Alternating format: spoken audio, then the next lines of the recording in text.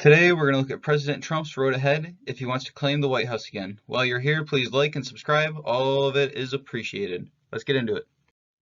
Alright, so if you look at the state of the race, you can clearly see Biden's ahead 290 to 214. You look at the key battleground states that have been called. They called Arizona. Georgia is leaning that way.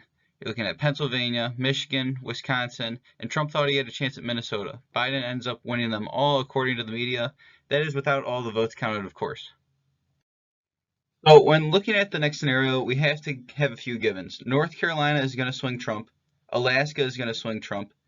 Georgia is only down by 10,000 votes, and he has 15,000 military ballots left. When you look at Arizona, he's down by 17,000, and there are 77,000 outstanding votes, which are swinging Trump's way. So it'll be close there, and if he doesn't win Arizona, his job of him and his team is going to be to find 2,000, 3,000, whatever amount of votes that he needs to throw out in order to win those states. But if he wins those 4 states, things could get interesting as we move forward. It's important to note that the media doesn't determine the election, but instead the Electoral College meets in December, and that's who determines the election. So if what I laid out before holds true, you're looking at the election being 279 electoral votes to 259. Now Trump has to look forward, and these are the 3 states that I think he could really legally swing in court.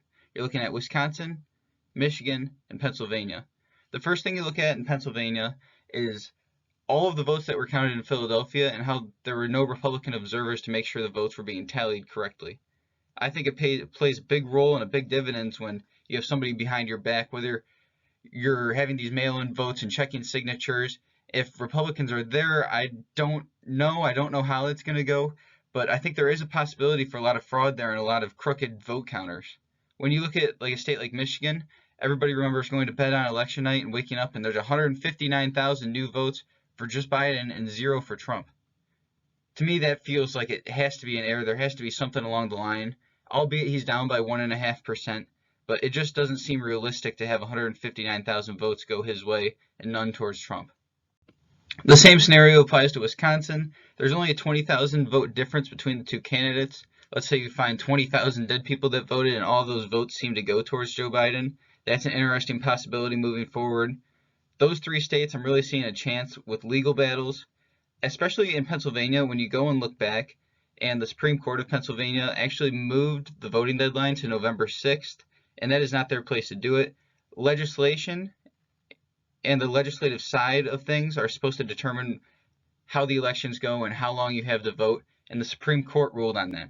So I think if that makes it to the Supreme Court where the Republicans hold the majority there at a 6-to-3 ratio, could get interesting, and it would be interesting to see how many votes took place after Election Day and if that would make a difference. In my projections, I could see 200,000, 300,000 people voting after Election Day. Continuing on along the lines of Republicans not being able to get in the room, I'm sure everybody recalls seeing the pictures of the poster board being put up in Detroit so people couldn't see the process of what's going on. I mean, to me, that doesn't spell out a fair and transparent election. They're supposed to have people in there, there's supposed to be oversight, and none of which is being followed. So it'll be interesting if it makes it up to the U.S. Supreme Court. Do those votes get thrown out? It seems almost automatic you have to have a recount if people aren't in there. And here we are, we're looking at some of Trump's tweets recently. Him saying, the threshold identification of ballots is turning out to be even bigger than originally anticipated. A very large number of ballots are impacted. Stay tuned.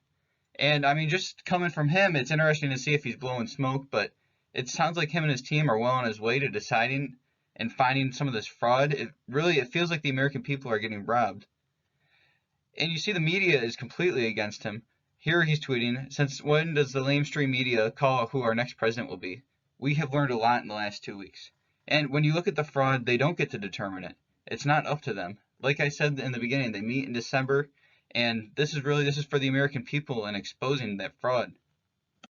Overall, looking at the entirety of the situation, I want people to give Trump his day in court, give him a chance to go and prove his case to the American people. It feels like they're counting him out immediately, and it doesn't seem fair. Look at Gore and Bush back in 2000. Anyways, thanks for watching. Let me know what you think, guys. Follow my Instagram at CJ_investing, and please like and subscribe. Much appreciated.